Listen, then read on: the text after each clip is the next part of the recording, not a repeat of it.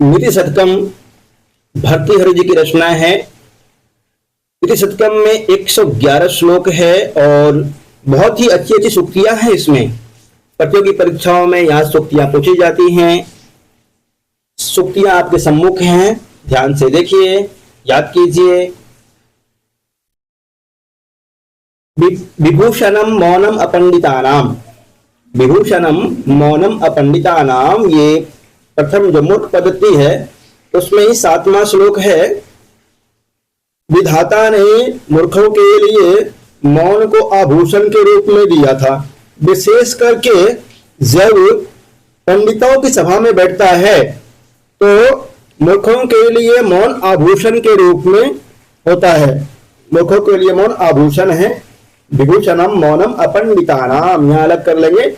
अपंडितानाम इति मूर्खाणाम मौनम विभूषणम भवति। दूसरा सूक्ति देखेंगे। विवेक भ्रष्टानाम भवति विनिपातः शतमुख। ये श्लोक है। शिरः सार्वं स्वर्गात् पशुपति शिरस्तक्षितिधरम् महीन्द्रादो तुंगात् अवनिम अवनिश्चापि जलधिम् अधोधो गंगेयम् भवति विनिपातः अधोधो गंगेयम् अधोधो गंगेयम् दूसरा लाइन में क्या है? अधोधो गंगेयम् स्तोकमथवा है, वहां स्तोकमथवा विवेक भ्रष्टानाम भवति विनिपातः शतमुखः। चतुर्थ लाइन में है विवेक भ्रष्टानाम भवति विनिपातः शतमुखः। शिव जी के सिर पे गंगा का अवतरण के विषय में बताया है इस सूक्ति में। सूक्ति में क्या, इस श्लोक में, ये जो श्लोक का अंश है चतुर्थ लाइन है, इसमें बताया है गंगा के अवतरण के विषय में। किस तरह से गंगा के अवनति को बताया है। कहा स्वर्ग से शिव जी के सिर पे, शिव जी के सिर से बड़ी बड़ी पर्वत पर, पर्वतों से पृथ्वी पर और पृथ्वी से फिर गंगा का अधोगति होकर के समुद्र में जाना हुआ। वहीं आगे कहा गया है कि धीरे धीरे गंगा नीचे ही गिरती गई, अवनत होती गई। उसी तरह से उदाहरण देते हुए कहते हैं विवेक भ्रष्टानाम भवति विनिपातः शतमुखः।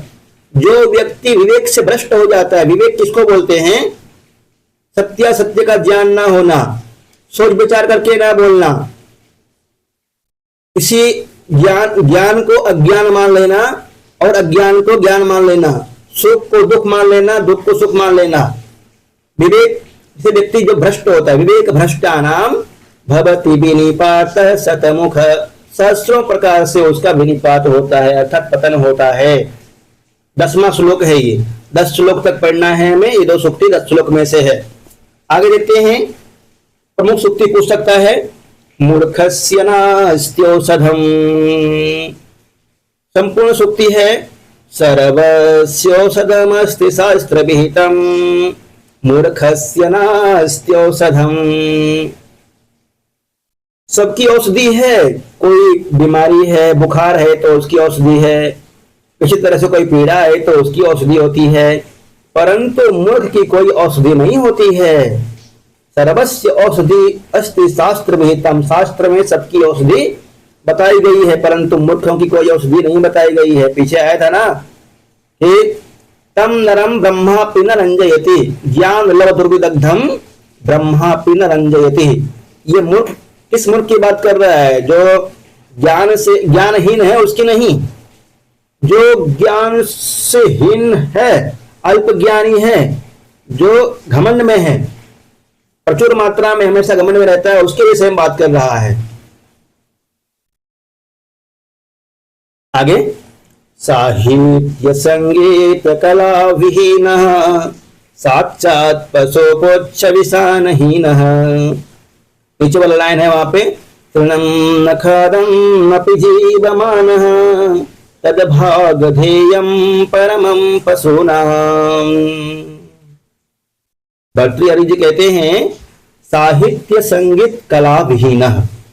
साहित्य संगीत कला से जो विहीन होता है, जो हीन होता है, वह मानो साक्षात पशु के समान है, जो कि पुच्छ एवं विषान, विषान मतलब होता है सिंह, सिंह एवं पुच्छ के बिना ही वह पशु के समान है यदि साहित्य संगीत कला से हीन है तो। इतनी बड़ी बात कह रहे हैं ना, साहित्य संगीत और कला यदि किसी मनुष्य में इनमें से कोई चीज नहीं है तो वह बिना सिंह और पूंछ का पशु के समान है। विषान इत्यस्य को अर्थ है विषानः।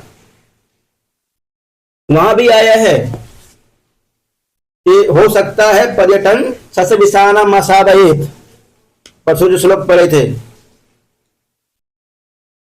अतिशयोक्ति के रूप में कहा गया है कि हो सकता है घूमते हुए आपको खरगोश का सिंह मिल जाए।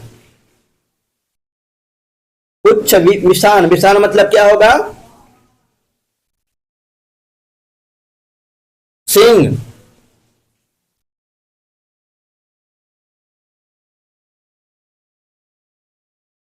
आगे बाघभूषणम भूषणम, ये श्लोक भी बहुत सुंदर है कि युहुरानि न भूषयन्ति पुरुषं हारा न चंद्रोज्ज्वलः न स्नानं न विलेपनं न कुसुमं न्यालंकृता मूर्ध्वजः वह्निकसमलंकरोति पुरुषं या संस्कृता धार्यते क्षीयन्ते खलु भूषणानि सततं बाघभूषणम भूषणम। बाघभूषणम भूषणम आया ना अंतिम में, बाघभूषणम भूषणम अर्थात वाणी रूपी भूषण जो है ना, वाणी रूपी आभूषण कभी भी नष्ट नहीं होता है। ये यदि गलत चलाते हैं तो वाण के समान काम करता है, यदि सही से चलाते हैं तो सबको अपनी तरफ आकर्षित कर लेता है। ये वाणी, वाणी रूपी आभूषण जो है, इसके सामने अन्य सभी आभूषण फीके पड़ जाते हैं। बाघभूषणम भूषणम, वाण्ये का समलंकरोति पुरुषम, एक वाणी ही है जो मनुष्य को अलंकृत करती है, सुशोभित करती है, इसलिए कहा गया है बाघभूषणम भूषणम। कहां की उक्ति है ये? नीति शतकम की उक्ति है। समझ पा रहे हैं ना जी? ठीक है। विद्या विहीन पशु, विद्या विहीन पशु, ये भी बहुत अच्छा श्लोक है। विद्या से विहीन जो व्यक्ति होता है वह पशु के समान होता है। विद्या से हीन मनुष्य पशु के समान है, इसलिए विद्या अर्जन करना ही चाहिए, ज्ञान प्राप्त करना ही चाहिए। सातवां, सत्संगति कथय किम न करोति पुंसां, सत्संगति कथय किम न करोति पुंसां। इससे पहले श्लोक आपने यदि पढ़ा होगा, जो यूपी टीजीटी पीजी की तैयारी कर रहे हैं, तो वहां पे है जाड्यम धियोहरति सिंचति वाचि सत्यम मानोन्नतिम दिशति पापमपाकरोति चेतः प्रसादयति दिक्षु तनोति कीर्तिम सत्संगति कथय किम न करोति पुंसां। मतलब सत्संगति का इतना सुंदर वर्णन मिलता है वहां पे। जाड्यम धियोहरति सिंचति वाचि सत्यम, जाड्यम अर्थात बुद्धि की जड़ता को हरता है। सिंचति वाचि सत्यम, वाणी में सत्य का संचार करता है। चेतः प्रसादयति दीक्षित तनोति कीर्तिम, चेतः प्रसादयति चित्त को प्रसन्न रखता है और उसके कीर्ति को चारों दिशाओं में फैलाता है। यदि उसकी कुछ खामियां होती है तो उसको दूर कर देता है। चेतः प्रसादयति दीक्षित तनोति कीर्तिम सत्संगति कथय किम न करोति पुंसां। सत्संगति क्या नहीं करता है, सब कुछ कर देता है। तो सत्संगति कीजिए, अच्छी मित्र, आपके जो मित्र हो वो अच्छे होने चाहिए। अच्छा मित्र होता है तो मन शांत रहता है, चित्त प्रसन्न रहता है, हर तरह से जीवन में आगे बढ़ने का रास्ता खुला रहता है। आगे है प्रारब्धमुत्तम जनानः परित्यजन्ति, प्रारब्धमुत्तम जनानः परित्यजन्ति। कुछ लोग होते हैं कार्य को प्रारंभ ही नहीं करते हैं, और कुछ लोग होते हैं कार्य को प्रारंभ करके छोड़ देते हैं। कुछ लोग तो शिक्षक बनने की तैयारी ही नहीं करते हैं, डिग्री हासिल कर लेते किसी तरह से, शिक्षक बनने की तैयारी नहीं करते हैं।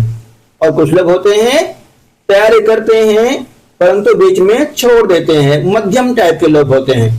जो तैयारी करना बिल्कुल शुरू ही नहीं करते हैं उसको अधम कहा गया है, जो तैयारी करते हैं परंतु बीच में किसी बाधा के आने के कारण से छोड़ देते हैं वह हुए मध्यम। और तीसरे प्रकार के होते हैं अनेक बाधाओं के आने के बावजूद भी उन बाधाओं को पार करके सफल हो जाते हैं। आप जैसे बाधाओं को दूर करने वाले और बाधाओं को एक चुनौती को मान करके आगे बढ़ने वाले वे हुए प्रारब्धम उत्तम जना। कार्य को जब से आपने प्रारंभ किया है तब से आप लगे हुए हैं, निरंतर मेहनत कर रहे हैं, तो प्रारब्धम उत्तम जना न परित्यजन्ति, आपको तब तक नहीं छोड़ना है जब तक आप सफल नहीं हो जाते हैं। अपने हित में, अपने परिवार के हित में लगे रहिए। न खलु वयस तेजसो हेतु, नमा सूक्ति देखिए, न खलु वयः तेजसो हेतु। अच्छा ये बताइए किसी का उम्र पेट का कारण हो सकता है क्या? कोई 10 वर्ष का बच्चा भी तेजस्वी होता है? यूपी में ही एक छोटा सा बच्चा है, क्या तो नाम है उसका, नाम याद नहीं आ रहा मुझे, बहुत बहुत कुछ याद है उसका भी से, चाणक्य, हाँ चाणक्य भी था यूपी में। आज छोटा सा एक बच्चा है, आता है उसका फेसबुक पे, बहुत कुछ याद है उसको, श्लोक भी याद है और पहाड़ा आदि याद है उसको, बहुत कुछ। किसी का 200 पहाड़ा बोलिए, 250 का बोलिए, 180 का बोलिए, तुरंत तुरंत सुना देता है। देश की राजधानी, विदेश की राजधानी सब याद है। तो किसी का उम्र जो है ना वो तेज का कारण नहीं हो सकता है। आपने इसके विषय में सुखनासोपदेश में भी पढ़ा है।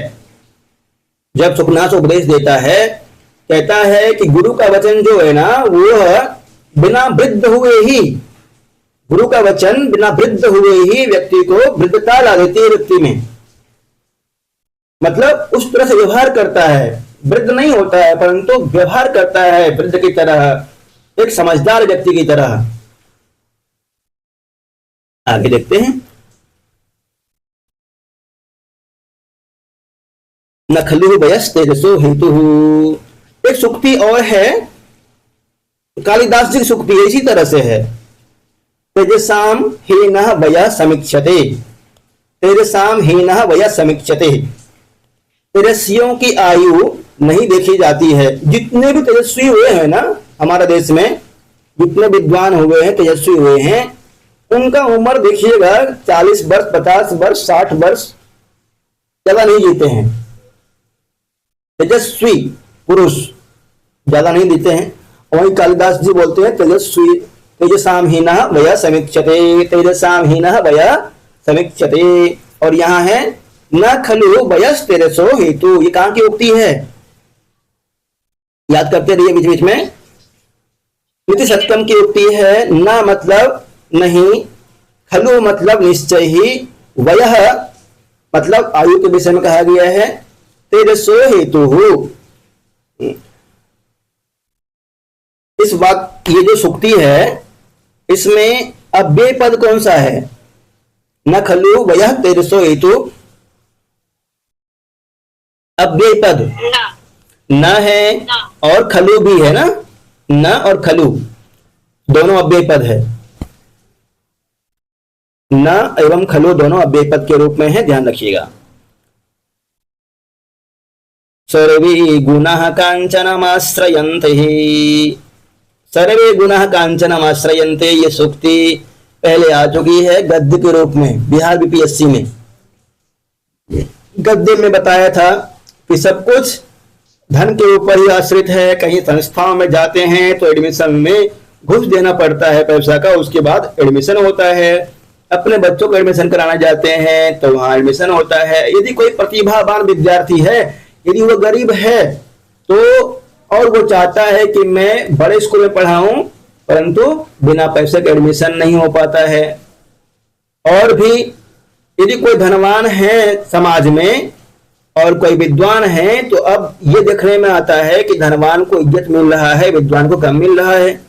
इसलिए भर्तृहरि जी पहले कह दिए थे, उस समय तो विद्वानों की पूजा होती थी, विद्वान सर्वत्र पूजित करके, फिर भी वो जो बोला गया है वो अभी चरितार्थ हो रहा है। सर्वे गुणः कांचनमाश्रयन्ते, कांचन मतलब क्या होगा? स्वर्ण, धन।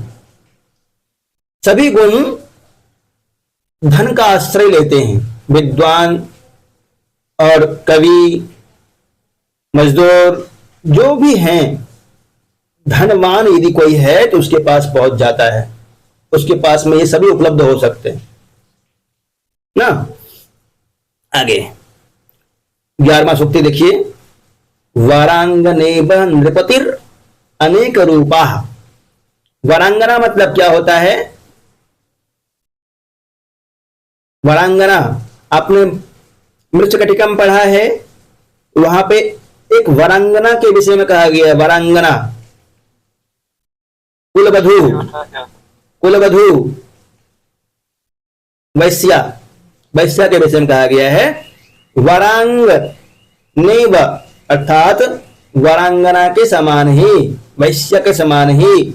नृपति अनेक रूपा, जिस तरह से वरांगना वैश्याएं अपने रूप को निखार निखार करके आकर्षित करती हैं पुरुषों को, उसी तरह से राजा भी अनेक रूप वाला होता है, उसके भी अनेक रूप होते हैं। सुखनासोपदेश में पढ़ते हैं, वहां पे आता है अच्छी से राजा के विषय में, वरांगनैव नृपतिर अनेक रूपा। आगे जो समझ में नहीं आएगा बोल दीजिएगा। 12वां सूक्ति बहुत ही सुंदर है। सेवा धर्म परम गहनो योगिनामप्यगम्य, सेवा धर्म परम गहनो योगिनाम अपि अप्यगम्य। देखिए यहाँ पे संधि हुई है, योगी नाम अपि अगम्य। अगम्य केषाम अगम्य?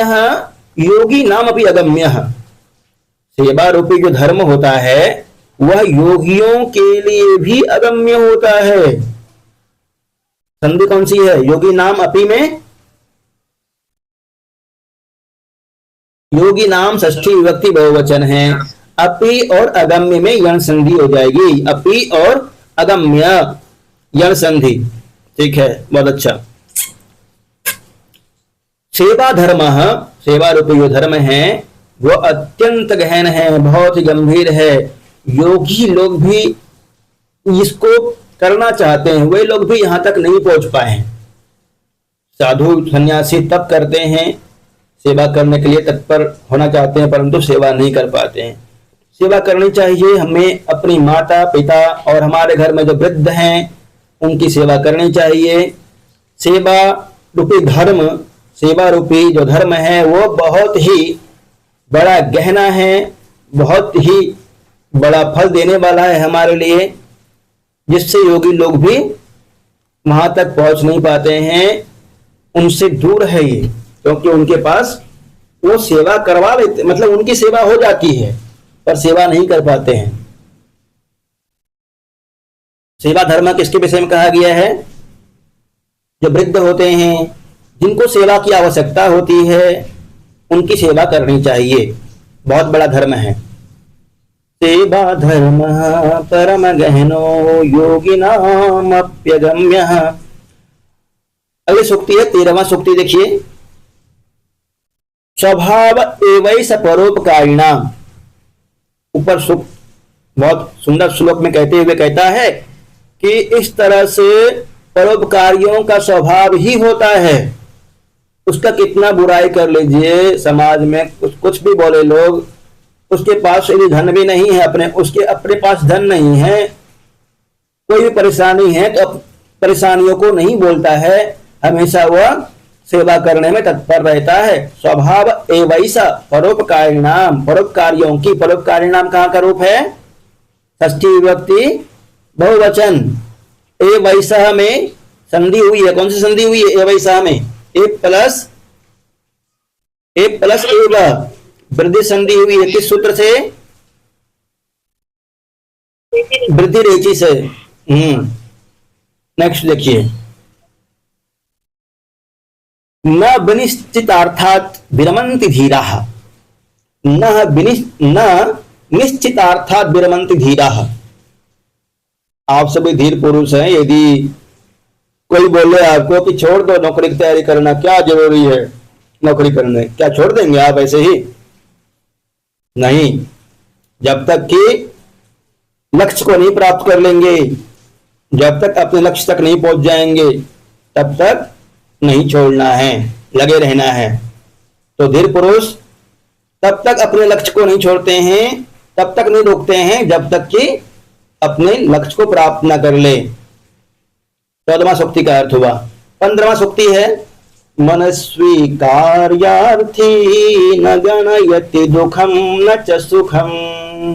शिखरणी छंद में है, मनस्वी कार्यार्थी न गणयति दुखम न च सुखम। आप सभी पढ़ रहे हैं, मेहनत कर रहे हैं, तैयारी करते हुए कई जगह पे परेशानी भी होती होगी, दुख होता होगा, कष्ट होता होगा, कई बार तो रोटी बनाने का मन नहीं करता होगा, कई बार डांट भी पड़ती होगी कि रोटी क्यों नहीं बनाया। और जो बाहर रहते हैं छात्र, वो बिना खाए पिए भी रहते हैं, बहुत तरह की परेशानियों को झेलते हैं। मनस्वी कार्यार्थी न गणयति दुखम न सुखम, क्योंकि आप सभी मनस्वी हैं और कार्यार्थी है, कार्य में लगे हुए हैं, ऐसा लक्ष्य जिससे कि आपका भविष्य उत्तम होगा, आपके बच्चों का भविष्य उत्तम होगा, उसमें लगे हुए हैं। मनस्वी है, कार्यार्थी। न गणयति दुखम न च सुखम, आप ना ही तो दुख को देख रहे हैं और ना ही सुख को देख रहे हैं। अभी जब तक की सफलता ना मिल जाए तब तक ये सभी गौण हैं। प्रधान क्या है? शिक्षक बनना, जो भी मतलब बनना है आपको, वो मुख्य लक्ष्य है। तो आगे बढ़िए, इतना सुंदर सुंदर वर्णन किया है भर्तृहरि जी ने। शीलम परम भूषणम, शीलम परम भूषणम। एक उद्दंड व्यक्ति है और एक शीलवान है, विनम्र है। तो पसंद किसको करता है आदमी, उद्दंड को या फिर विनम्र को? स्वाभाविक है कि विनम्र ही पसंद आता है। विनम्र को व्यक्ति जल्दी पसंद करता है, उसके तरफ लोग जल्दी आकर्षित होते हैं। शीलम स्वभाव व्यक्ति का बहुत बड़ा आभूषण है, स्वभाव को अच्छा बनाकर रखना चाहिए। आगे 17वां सूक्ति, न्यायात् पथ प्रविचलन्ति पदम न धीरः। बसंत का छंद में है, न्यायात् पथ प्रविचलन्ति पदम न धीरा। फिर धीर पुरुष के विषय में कहा गया है। धीर पुरुष जो होते हैं ना, वे न्याय से कभी भी विचलित नहीं होते हैं, कितनी भी परेशानियां क्यों ना आ जाए, सुख में दुख में, ठंडी हो गर्मी हो, किसी भी तरह से परेशानी हो, वह कभी भी न्याय को नहीं छोड़ता है। न्यायात् पथः, पथ मतलब मार्ग, मतलब रास्ता। तथा प्रविचलन्ति पदम न धीराः, धीर पुरुष जो होते हैं वो न्याय के पद से विचलित नहीं होते हैं। धीर पुरुष बनना है ना। नेक्स्ट